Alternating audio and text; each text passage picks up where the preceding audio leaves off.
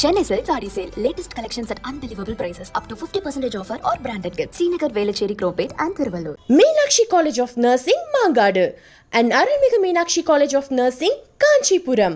BSc, MSc and Post-Basic BSc. Edappadi Palaniswami சொன்னார் இல்லையா, தமிழ்நாட்டுக்கு நிதி பெறுவதற்கு அமித்ஷாவை சந்தித்தேன். எந்த நிதி வந்ததுன்னு தெரியல. ஒருவேளை அவருக்கு யாராவது நிதி வாங்கினாரா? பாஜக எந்த சூழ்நிலையிலும் நேரடியாகவோ மறைமுகமாகவோ ஆட்சியில் பங்கு, அதிகாரத்தில் பங்கு என்பது கிடையாது என்பதை எடப்பாடி பழனிசாமி தெளிவுபடுத்தணும். அதில் எடப்பாடி பழனிசாமியுடைய அக்கா பையன் அந்த ரைடில் சம்மந்தப்பட்டாரா இல்லையா? எடப்பாடி பழனிசாமியுடைய மகன் இருவரும் சென்று அமித்ஷாவிடத்தில் பேசினார்களா இல்லையா? என் மீது எந்த வழக்கும் போட முடியாது, என்னை யாரு என்ன செய்ய முடியாதுங்கிறார். ஒரே ஒரு விளக்கம், தமிழ்நாட்டில் எந்த விவசாயி ஓவர் நைட்டில் 500 கோடி ரூபாயை கொடுத்து இன்றைய திமுக ஆட்சிக்கு ஒரு முடிவு கட்டணும், பாரதிய ஜனதா கட்சி எந்த விதத்திலும் ஆட்சியில் பங்கெடுக்க கூடாது, புதிதாக வந்திருக்கிற விஜய் போன்றவர்களால அதிமுக பலகீனப்பட்டு விடக்கூடாது,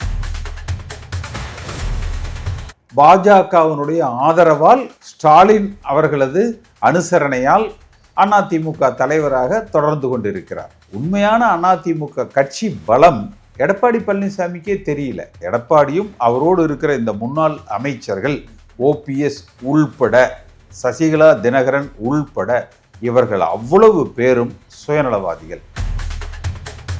நானே நினைத்தாலும் மீண்டும் பாஜகவோடு அதிமுக கூட்டணியை உருவாக்க முடியாது. ஏனென்றால் 1.5 கோடி தொண்டர்கள் எடுத்த முடிவு, பொதுக்குழு எடுத்த முடிவு, செயற்குழு எடுத்த முடிவு. பேசினாரா இல்லையா எடப்பாடி பழனிசாமி? எடப்பாடி பழனிசாமியே தலைமை கழகத்தில் வச்சு ஒரு பேட்டி கொடுக்கல, வழக்கம் போல எப்பவும் போல டெல்லி முடிவு செய்யும் யார். இவர் யாரோட கூட்டணி வச்சிருக்கிறாரு? பாஜகவோட. அந்த அமித்ஷா எதுக்கு தலைவரா இருக்கிறாரு? பாஜக கட்சிக்கு தலைவரா இருக்கிறார் இல்லையா? கூட்டணி அமைச்சரவைன்னு சொன்னது யாரு? அமித்ஷா. போராட்டத்தில எல்லாம் இவர் என்ன பேசுறாரு? கூட்டணி அமைச்சரவை தமிழ்நாட்டு மக்கள் ஏற்றுக்கொள்ள மாட்டார்கள். அப்ப இவர் யாரை எதிர்த்து பிரச்சாரம் செய்யறாருங்க? எடப்பாடி சாதுரியமா இருக்காரா, சாமர்த்தியமா இருக்காரா? இதுல சாதுரியமும் கிடையாது, சாமர்த்தியமும் கிடையாது. தமிழ்நாடு எடப்பாடியை எதிர்த்து வீசப்பட்ட எல்லா அம்புகளுமே தோல்வியில தான் சந்திச்சிருக்கு.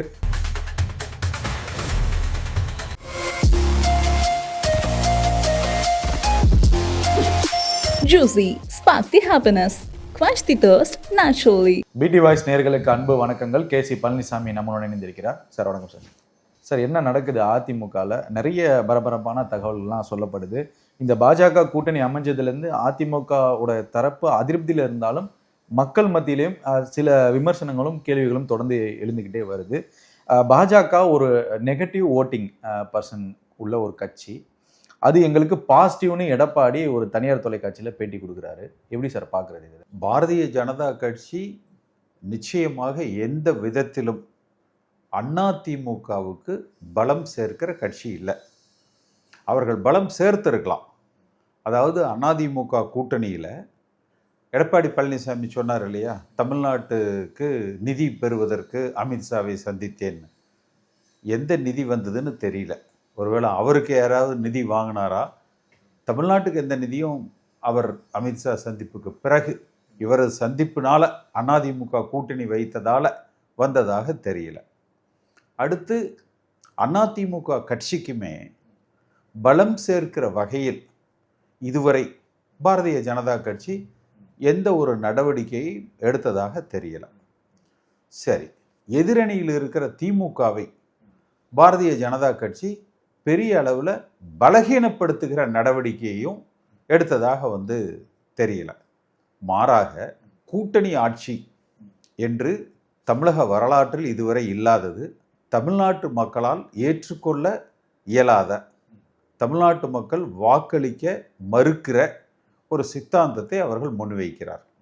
ஆனால் எடப்பாடி பழனிசாமி திரும்ப திரும்ப பார்த்தீங்கன்னா தமிழ்நாட்டு மக்களை ஏமாற்றுகிற ஒரு செயலை செய்கிறார். எடப்பாடி பழனிசாமி என்ன சொல்கிறாரு? 120 சீட்டுக்கு மேலே பெற்று அதிமுக தனித்து ஆட்சி அமைக்கும் என்று சொல்கிறார். அது உண்மையினே வச்சுப்போம். ஆனால் அப்படி அமைகிற ஆட்சியில் பாரதிய ஜனதா கட்சி அந்த அமைச்சரவையில் பங்கெடுக்குமா பங்கெடுக்காதா?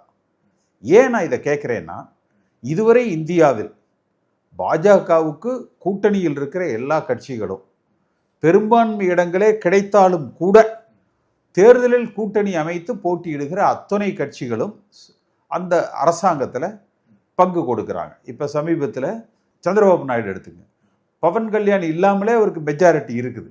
ஆனால் பவன் கல்யாணுக்கு அவர் துணை முதலமைச்சர் கொடுக்கிறார். அப்போ தமிழ்நாட்டில் பாஜக எந்த சூழ்நிலையிலும் நேரடியாகவோ மறைமுகமாகவோ ஆட்சியில் பங்கு, அதிகாரத்தில் பங்கு என்பது கிடையாது என்பதை எடப்பாடி பழனிசாமி தெளிவுபடுத்தணும். எனக்கு கிடைத்த தகவல்களின்படி டெல்லியில் எடப்பாடி பழனிசாமி 2 அமைச்சர்கள் பாரதிய ஜனதா கட்சியின் சார்பாக அதிமுகவுக்கு பெரும்பான்மை கிடைத்தாலும் ஆட்சியில் பங்கெடுக்கிற வகையில் இவர் ஒத்துக்கொண்டிருக்கிறார். அந்த அடிப்படையில் தான் மத்திய உள்துறை அமைச்சர் திரு அமித்ஷா அவர்கள் ஆட்சியில் பங்கு அமைகிற ஆட்சியில் பாரதிய ஜனதா கட்சியினுடைய அமைச்சர்கள் பங்கெடுப்பார்கள் என்பதை தெரிவித்திருக்கிறார். அப்போ இந்த விஷயம் வெளியே தெரிஞ்சிச்சுன்னா முன்னாள் அமைச்சர்களும் இருக்காங்க, முன்னாள் எம்எல்ஏக்களும் இருக்காங்க, மூத்த தலைவர்களுக்கும் ஒரு பிரச்சனைகளை ஏற்படுத்துங்கிறத தெரிஞ்சே மறைக்கிறாரா எடப்பாடி? அதெல்லாம் விட்டுருங்க, அவர்கள் சுயநலவாதிகள். இந்த முன்னாள் அமைச்சர்கள்லாம் தொண்டர்கள்.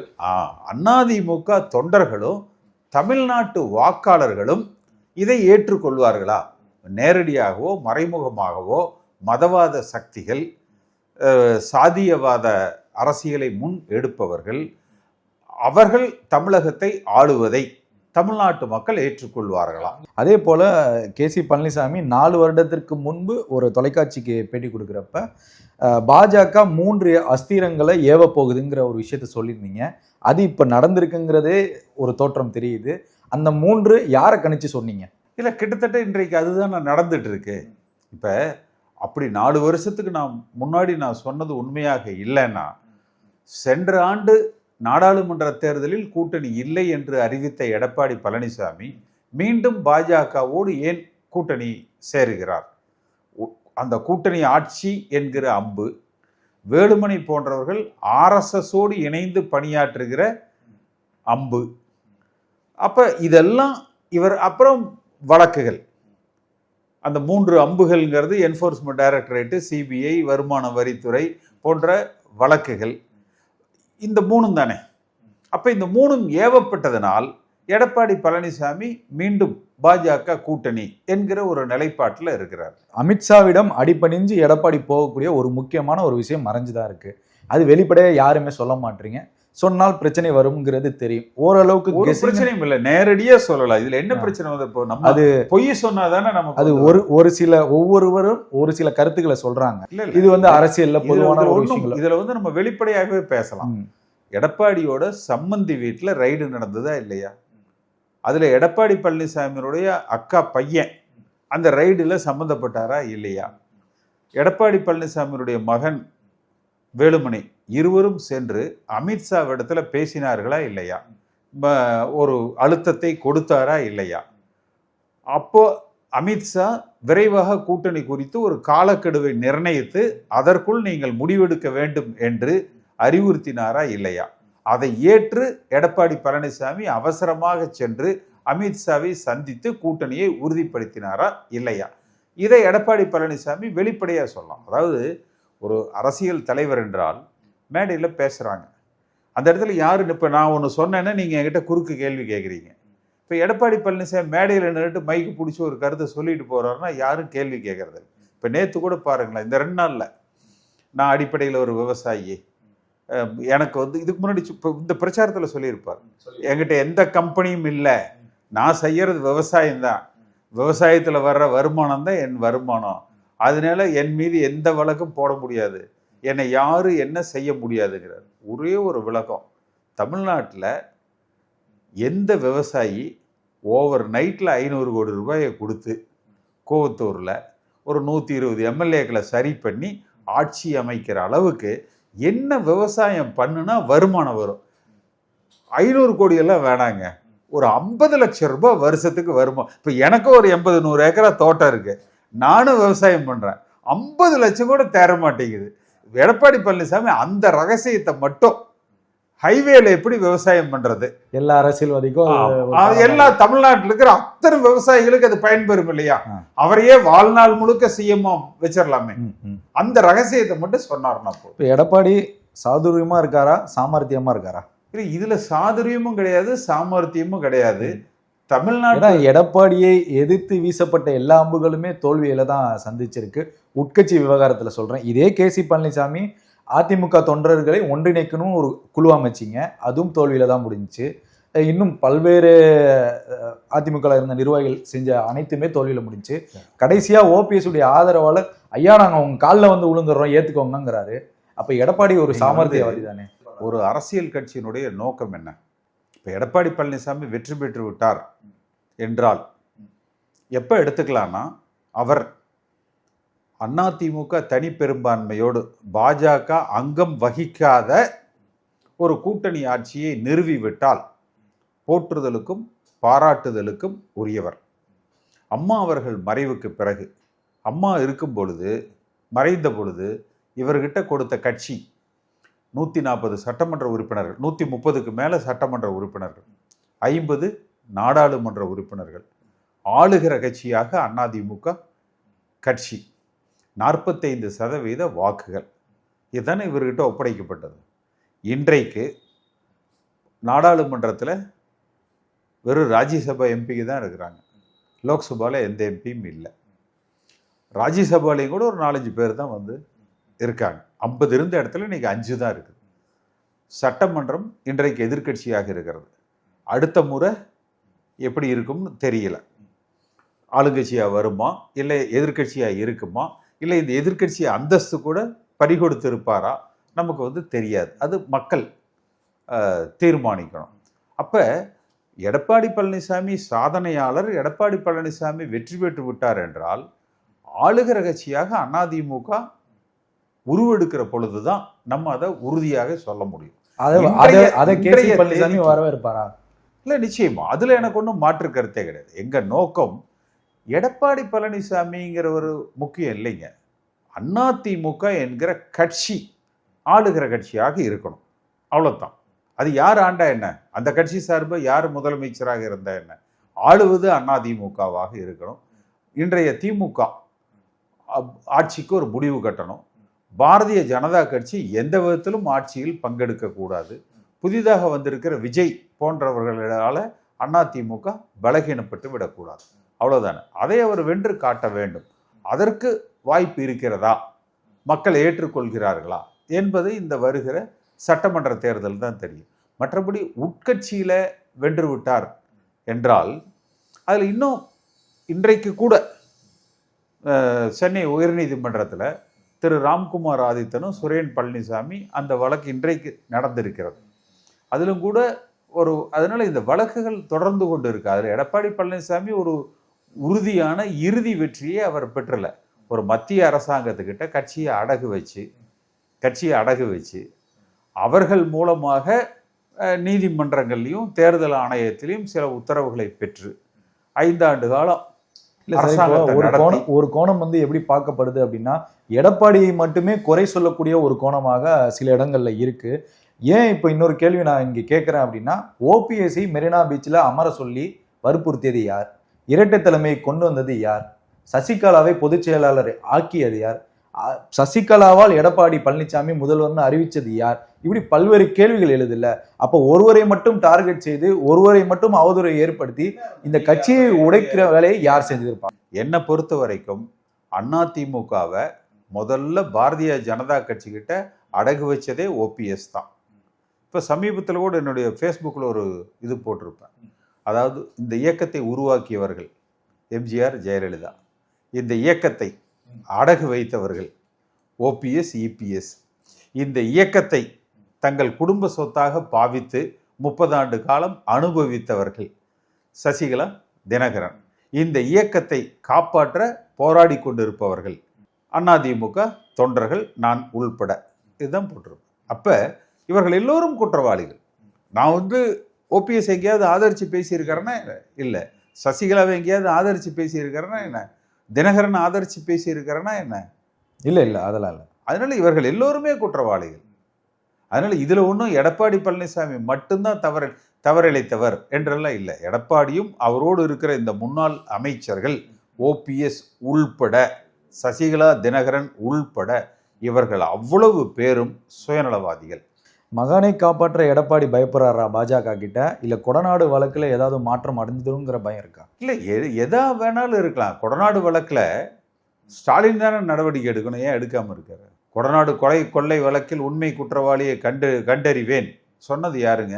முதலமைச்சர். ஏன் அவர் செய்யலை? ஏன் செய்யலை? அப்போ 2 பேர்த்துக்கு என்ன அண்டர்ஸ்டாண்டிங்? 14 அமைச்சர்கள் மீது ஊழல் பட்டியல்னு கவர்னரை போய் பார்த்து கொடுத்தார்ல எதிர்க்கட்சி தலைவராக இருக்கிற பொழுது. இன்னைக்கு வரைக்கும் அரசாங்கம் வந்து 4 வருஷம் 4 மாதம் ஆச்சு இல்லையா? என்ன நடவடிக்கை எடுத்திருக்காரு? அப்போ இவங்களுக்குள்ள என்ன அண்டர்ஸ்டாண்டிங்? அம்மா மரணத்தில் இருக்கிற மர்மத்தை கண்டுபிடிப்பேன்னு சொன்னார் இல்லையா? இன்னைக்கு வரைக்கும் என்னத்தை கண்டுபிடிச்சாரு? ஒன்றும் கண்டுபிடிக்கல.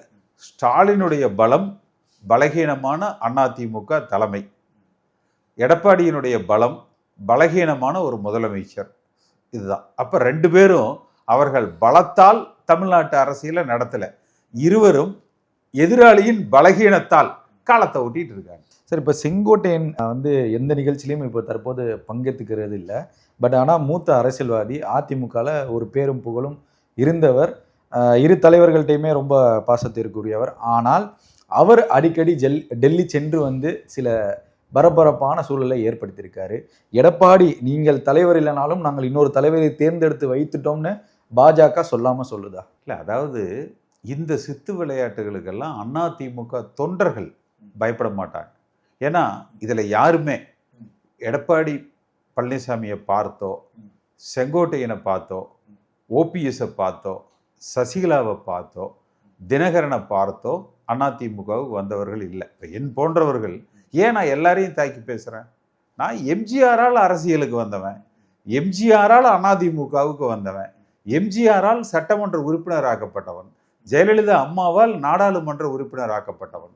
என்னுடைய விசுவாசம் என்பது அதிமுக கட்சிக்கும் அதில் இருக்கிற 1.5 கோடி தொண்டர்களுக்கும் அதிமுக ஆள வேண்டும் என்கிற நோக்கத்துக்கும் மட்டுமே கட்டுப்பட்டதே ஒழிய தங்களை வளப்படுத்தி கொள்ள அதிமுகவை பயன்படுத்தி கொண்ட எடப்பாடிக்கோ, ஓபிஎஸ்க்கோ, சசிகலாவுக்கோ, தினகரனுக்கோ அல்ல. சரி, ஒரு மாபெரும் இயக்கம், மாபெரும் கட்சி, கிட்டத்தட்ட திராவிட கட்சி 50 ஆண்டு காலம் ஸ்டாண்ட் பண்ண கட்சி, எவ்வளோ திமுகங்கிற பெரிய பலம் வாய்ந்த ஒரு கட்சியை அசால்ட்டாக தள்ளிய அதிமுக இன்னைக்கு கட்சி ஆரம்பித்து தான் ஒரு கெப்பாசிட்டியை கூட நிரூபணம் செய்ய முடியாத ஒரு கட்சிக்கிட்ட கூட்டணிக்கு வாங்கங்கிற கெஞ்சிற நிலைமைக்கு ஆளாயிருக்கிற அதிமுக உங்களை போன்றவருக்கு எவ்வளோ வருத்தம் அளிக்கிறது? இல்லை, அது வந்து எடப்பாடி பழனிசாமி என்கிற இந்த பலகீனமான தலைவர் பாஜகவினுடைய ஆதரவால், ஸ்டாலின் அவர்களது அனுசரணையால் அதிமுக தலைவராக தொடர்ந்து கொண்டிருக்கிறார். உண்மையான அதிமுக கட்சி பலம் எடப்பாடி பழனிசாமிக்கே தெரியல. தெரிஞ்சிருந்தா அந்த 45% வாக்கு வங்கி இன்னைக்கு 20% குறைஞ்சிருக்காது இல்லை? அப்போ ஏன் 26% அதிமுக தொண்டர்கள் வெறுப்பில் இருக்கிறாங்க, எடப்பாடியை ஏற்றுக்கொள்ளவில்லை? அதை யோசிச்சிருப்பார்ல. அதனால அவருக்கு அந்த பலம் தெரியல. அதனால அவர் வந்து விஜயை நம்புறார். விஜய் வந்து காப்பாற்றிடுவார் நினைக்கிறார். அவர் உண்மையான அதிமுக உணர்வு உள்ளவராக இருந்தால் அதிமுக தொண்டர்களை நம்பணும், தமிழ்நாட்டு மக்களை நம்பணும். தொண்டர்கள்லாம் கதறி அழுகுற அந்த சூழலை நம்ம பார்க்க முடிஞ்சுச்சு. பாஜகவுடன் கூட்டணின்னு சொன்னா பல தொண்டர்கள் வந்து அப்செட் ஆயிட்டாங்க, கதறி அழுதாங்க. உங்களுக்குமே நிறைய பேர் தொடர்பு கொண்டு நம்ம ஏதாவது முயற்சிகள் எடுப்போம். முதல் 2018 பாஜகவோட நம்ம ஜாகிரதையா இருக்கணும், நம்முடைய இயக்கத்தை அவர்கள் அழித்து விடுவார்கள், கூட்டணியாக இருக்கணும், அவர்கள் கட்டுப்பாட்டுக்குள்ள நாம் சென்று விடக்கூடாதுன்னு 2018 மார்ச் 16 புதிய தலைமுறையில் நான் ஒரு பேட்டியில் சொன்னேன். சொல்லி அந்த புதிய தலைமுறை ஆஃபீஸிலிருந்து வெளியே வர்றதுக்குள்ள எனக்கு நீக்கத்துக்கு கடிதம் அனுப்பிச்சிட்டாங்க. அதான் எனக்கு அனுப்பல, பத்திரிகைக்கு கொடுத்துட்டாங்க. இல்ல அதுதான் இவ்வளவு சலசலப்புக்கு மத்தியில இப்ப சமீபத்துல சொல்றாரு பாஜக அதிமுக கூட்டணி 100% நாங்க ஒற்றுமையா இருக்கோங்கிறாரு. எதை அடிப்படையில தொண்டர்களை மதிக்காமல் இந்த வாக்குறுதியை எடப்பாடி வெளிப்படையா சொல்றாரா, தொண்டர்களுடைய மனநிலையை அறியாமல் சொல்றாரா, எப்படிங்கிறது? நானே நினைத்தாலும் மீண்டும் பாஜகவோடு அதிமுக கூட்டணியை உருவாக்க முடியாது. ஏனென்றால் 1.5 கோடி தொண்டர்கள் எடுத்த முடிவு, பொதுக்குழு எடுத்த முடிவு, செயற்குழு எடுத்த முடிவு. பேசினாரா இல்லையா எடப்பாடி பழனிசாமி? இப்ப எந்த பொதுக்குழுவுல எந்த செயற்குழுவுல பாஜக கூட்டணிக்கு ஒப்புதல் பெறப்பட்டது? எந்த தொண்டர்கள் பாஜக கூட்டணி வேணும்னு சொன்னாங்க? பாஜக கூட்டணியை முறித்த போது கொண்டாடிய தொண்டர்கள் பாஜக கூட்டணி ஏற்படுத்தப்பட்ட பொழுது சோகத்துக்கு போயிட்டாங்களா இல்ல கொண்டாடத்துல இருக்கிறாங்களா? அப்ப எடப்பாடி அதாவது மக்கள் நலன் மக்கள் நலன் என்றே சொல்லுவார். ஆனால் அவர் தன் மக்கள் நலனை மட்டுமே, மக்கள் நலனில் மட்டுமே கண்ணாய் இருப்பார். அதான் செய்யறாரு எடப்பாடி. புரிய வேண்டியவங்களுக்கு புரிஞ்சிருக்கும். அதுல எடப்பாடிக்கு புரியும், ஓபிஎஸ்க்கு புரியும், சசிகலாவுக்கு புரியும், தினகரனுக்கு புரியும். சரி, இப்போ இவ்வளோ ஒரு சூழல் மத்தியில திமுக தேர்தலை மிக இலகுவா சந்திச்சோம்னு நினைக்கிறீங்களா? 26 மிக குறுகிய காலத்துல அதிகமான விமர்சனங்களுக்கும் அதிருப்திக்கும் ஆளான கட்சி திமுக. இன்றைய ஸ்டாலின் தலைமையிலான திமுக அரசாங்கம் அவர் கொடுத்த வாக்குறுதிகளை பார்த்தீங்கன்னா கரப்ஷன், கலெக்ஷன், கமிஷன் ஏதாவது குறைஞ்சிருக்கு நீங்க நினைக்கிறீங்க? எடப்பாடி பழனிசாமி காலத்தில் இருந்ததை விட 2 மடங்கு ஆயிருக்கு. அடுத்து டாஸ்மாக். எடப்பாடி பழனிசாமி காலத்திலையும் பாட்டிலுக்கு 10 ரூபா வாங்கினார். எடப்பாடி பழனிசாமி இப்ப சொல்றாரு பாட்டிலுக்கு 10 ரூபா வாங்கினாரு பாலாஜின்னு. செந்தில் பாலாஜினாலே உங்களுக்கு ஞாபகம் வரும்னு.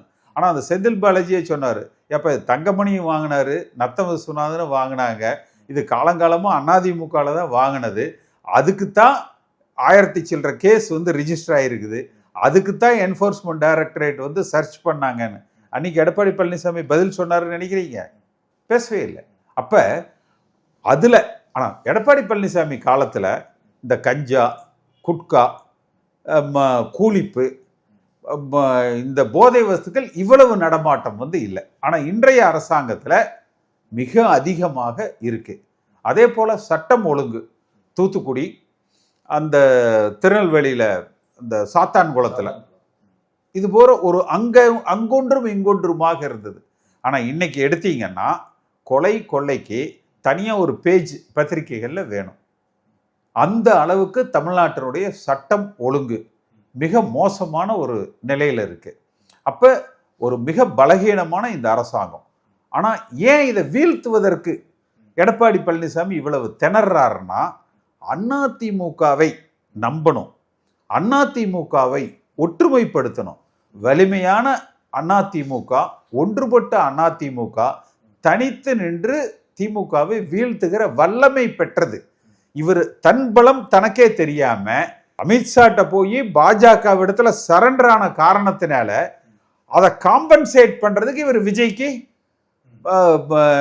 கூக்குரல் இட்டுக்கிட்டு இருக்கிறார். சீமானுக்கும் அது அவங்க நான் வரல போயா அப்படின்னு நீ எவ்வளவு தடவை சொன்னாலும் நான் கூப்பிட்டுக்கிட்டு தான் இருப்பேன் என்று கூப்பிடுகிறார். சார், இப்போ அமித்ஷா 3 முறை தமிழ்நாட்டுக்கு வந்தார்.